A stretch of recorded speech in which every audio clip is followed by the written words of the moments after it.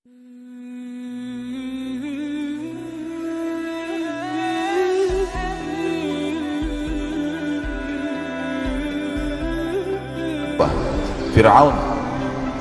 10 tahun lebih didakwain Nabi Musa AS. Wahai Fir'aun, kenapa ngaku Tuhan?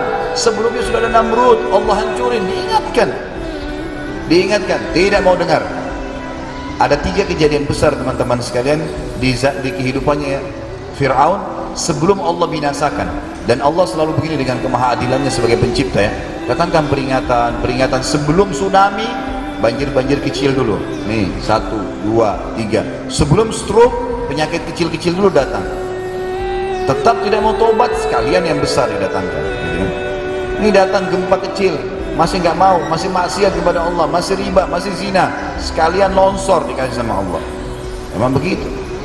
Maka Fir'aun nih ngaku sama. Di Mesir, tadi di Babilonia Namrud, ini setengah Asia, Irak, Iran, Afghanistan, Rusia, Cina, semua sampai ke kita Indonesia dikuasai Namrud, setengah dunia Asia. Fir'aun datang setelah itu di wilayah Afrika, Mesir ibu kotanya, seluruh Afrika dan seluruh Eropa di atasnya itu dikuasai nama dia. Sama, ngaku Tuhan juga, punya kelebihan fisik, kaya raya sama. Diingatkan oleh Musa, diutus lagi oleh Allah. Wahai Fir'aun, kau manusia biasa, ngapain kau ngaku Tuhan? Gak mau percaya. Allah uji Fir'aun dengan 3 kejadian besar. Yang pertama, Musa AS diberikan tongkat yang bisa berubah jadi ular, kemudian tangan bisa dimasukkan di bawah ketiak, diangkat maka keluar cahaya yang putih, terang, sampai membuat Fir'aun tidak bisa melihat. Waktu itu tidak mungkin ada terjadi, dan sampai hari kiamat gak mungkin. Dan bagaimana caranya tangan bisa mengeluarkan cahaya tanpa ada yang digunakan sesuatu penerang di situ. Tapi itu mukjizatnya Allah SWT kepada Musa AS. Waktu itu Fir'aun bilang, ini Musa ini penyihir. Wahai Musa, saya akan tantang kamu. Karena kamu tunjukkan kehebatanmu, saya akan tantang kamu. Saya juga akan datangkan penyihir-penyihir saya. Kata Musa, ini bukan sihir, hai Fir'aun. Kamu tidak akan diminta, saya tidak minta kau turun dari tahtamu. Kamu cuma beriman kepada Allah Tuhan. Jangan mengaku Tuhan. Hanya itu, kerajaanmu tetap. Gak mau tahu, saya akan datangkan penyihir. Coba pilih Musa, hari apa kau pilih sebagai hari tanding kita? Kebetulan waktu itu ada namanya hari zina. Dalam Al-Quran dikatakan Yaumuz Zina. Hari zina ini hari di mana Fir'aun mengeluarkan singgasananya di sebuah lapangan luas. Masyarakat Mesir datang lalu sujud-sujud menyembah dia sebagai Tuhan.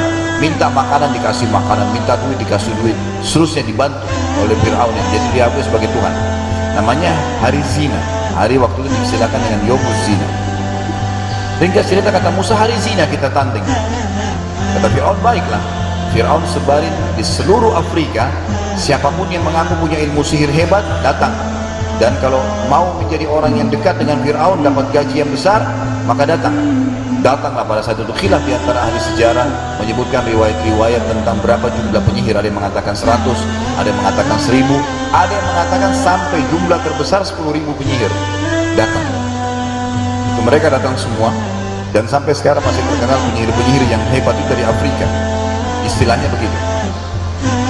Maka datang semuanya nih. Waktu mereka datang, mereka berkata, wahai Fir'aun. Fir'aun ini diistilahkan dulu nama ya, nama julukan, seperti orang bilang wahai raja gitu. Wahai Fir'aun, apa kira-kira yang kami akan dapatkan kalau kami menang? Kata Fir'aun, apa saja yang kalian minta, silakan, dan kalian pasti akan menjadi orang-orang yang dekat dengan saya. Disebutkan dalam surah Al-Qasas, cerita-cerita ini panjang lebar, dan beberapa kali diulangi dalam surah Toha, dan seterusnya. Yang terjadi teman-teman sekalian, kata penyihir-penyihir ini, mana lawan kami mana? Kata Fir'aun, itu sana 2 orang, Musa sama Harun saudaranya, itu 2 orang. Kata penyihir-penyihir ini, 2 orang itu kita lawan semua jumlah penyihir ini. Kata Fir'aun, iya, lawan, bunuh, yang penting lawan, kalahkan dulu. Kata mereka, baiklah.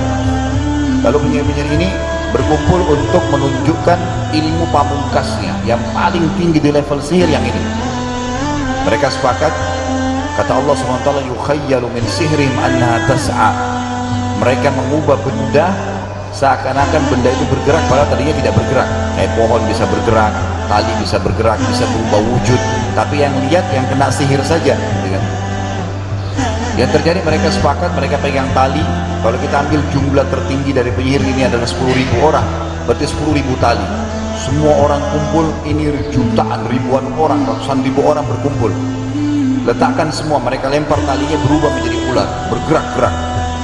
10.000 tali, 10.000 ular yang saksikan ratusan ribu, mungkin jutaan orang.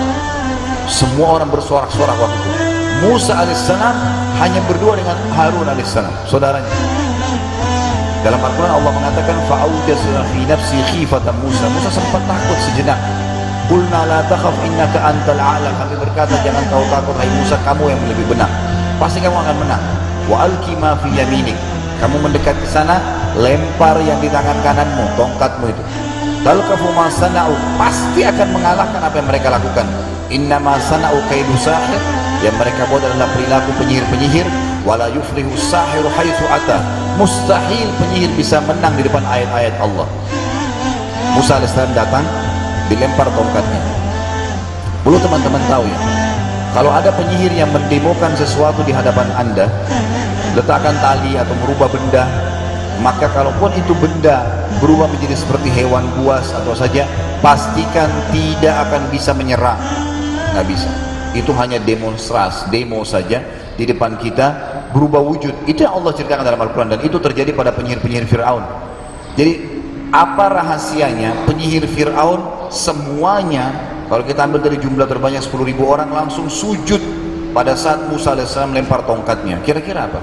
Kita bayangkan pada saat itu sekian juta orang lagi berkumpul di lapangan, semua menyaksikan tanding nih. Ini seperti tanding bela diri, tanding keterampilan, ya kan? Luar biasa. Ular berubah jadi banyak, 10.000 tali berubah jadi ular semua. Kira-kira bagaimana keadaannya Musa sama Harun berdua nih? Kalau kita bayangkan kita di kondisinya Musa, bagaimana? Dilempar tongkat tersebut sesuai dengan perintah Allah, maka yang terjadi tiba-tiba berubah menjadi ular besar, dan ularnya Musa alaihissalam ini jalan, kemudian memakan ular-ularnya penyihir itu. Mereka tahu si penyihir, kalau apa yang mereka demokan tidak mungkin menyerang, tapi ularnya Musa menyerang, bahkan memakan. 10.000 tali semua dimakan, dan orang semua saksikan. Apa yang terjadi? Kata Allah, fa'ulqiyas saharatu sujjada. Semua penyihir itu sujud langsung. Qalu amanna bi rabbi Musa wa Harun. Kami beriman kepada Tuhannya Musa dan Harun. Udah, ini nggak mungkin sihir nih. Ini pasti luar biasa ini. Karena sihir tertinggi adalah seperti tadi, dan mereka tahu itu. Maka Fir'aun marah waktu itu. Ringkas cerita, kenapa kalian beriman kepada Musa? Ini adalah ketua penyihir kalian. Tetap nggak mau sadar, nganggap ini sihir. Musa datang, wahai Fir'aun, ini bukan sihir, ini mukjizat. Saya nabi dikasih tongkat ini berubah mukjizat, bukan sihir. Ini penyihir, kamu semua sudah ngakuin. Enggak, saya nggak percaya. Ini kejadian pertama, peringatan dari Allah sudah datang.